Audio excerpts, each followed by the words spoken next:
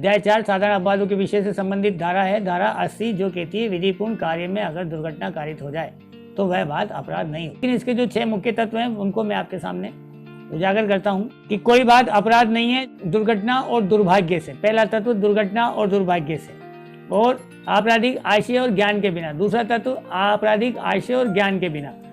तीसरा तत्व विधिपूर्ण प्रकार से। चौथा तत्व विधिपूर्ण साधनों के द्वारा। पांचवा उचित सतर्कता और सावधानी के साथ। और छठा अंतिम तत्व है इसका विधिपूर्ण कार्य करने में हो जाता है।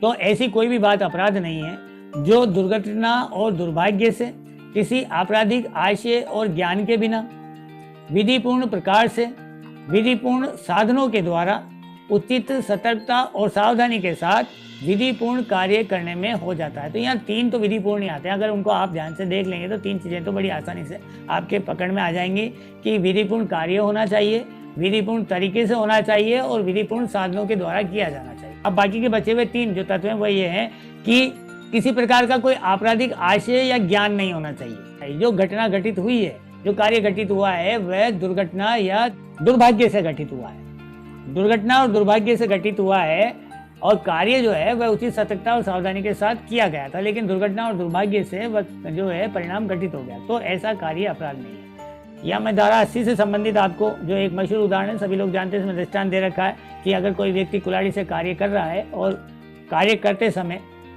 उस कुल्हाड़ी का फल अचानक निकलकर सामने के किसी व्यक्ति को लग जाता है, चाहे उसकी मृत्यु हो जाए या चोट पहुंचे, तो ऐसे कार्य के लिए वह कुल्हाड़ी चलाने वाला व्यक्ति दोषी नहीं ठहरा जाएगा। लेकिन यहाँ तथ्य का प्रश्न ये है कि ये देखा जाएगा कि क्या कुल्हाड़ी चलाते समय या कुल्हाड़ी से कार्य करते समय उसने उचित सतर्कता और सावधानी बरती थी।